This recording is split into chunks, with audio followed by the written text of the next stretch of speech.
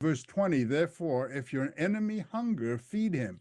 If he thirst, give him drink. For in so doing, you shall heap coals of fire on his head. When he comes to his senses, he's going to realize, wow, I was horrible to this person, and yet look at what this person has done to me. Be not overcome of evil, but overcome evil with good. And there's the spiritual application of loving your neighbor.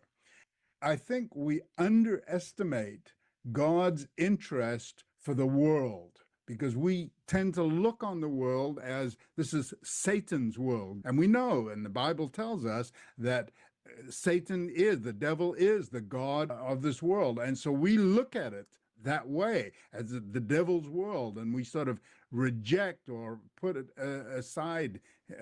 And that's why today, unfortunately, we have a lot of problems in the world with mental health. And how do we look at mental health?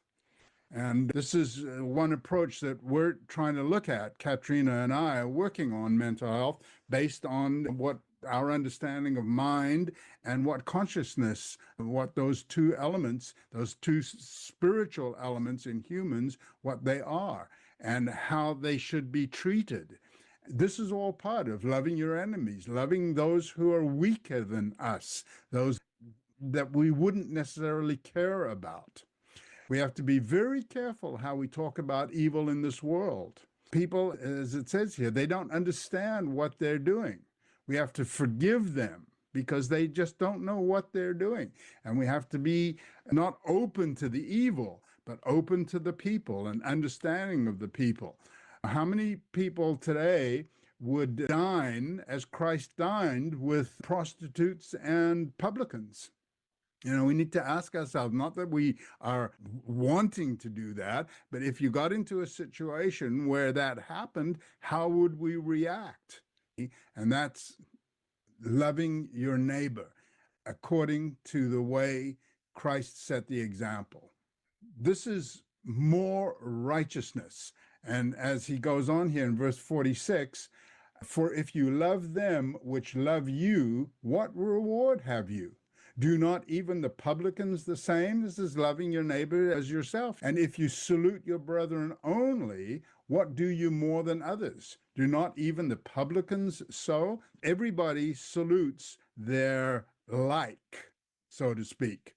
As it says on this slide, the publicans, it's equal love.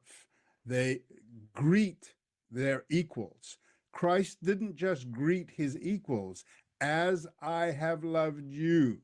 He greeted and served those that were lesser than him, those that were much lesser than him.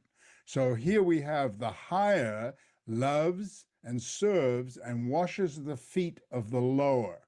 And this is the switch from the letter of the law to the spirit of the law. The letter of the law, the higher greets the higher and the lower greets the lower. But the higher never greets in that sense or never serves those who are underlings. With the spirit of the law, there is no, in that sense, higher and lower. The higher treats the lower with respect and greets and serves just as Christ, just as God gives rain to the unjust and to the evil. Unlock Scripture's core meaning with Biblical Hebrew made simple. No reading, no memorizing. Get your free mini course now. theexplanation.com/naked.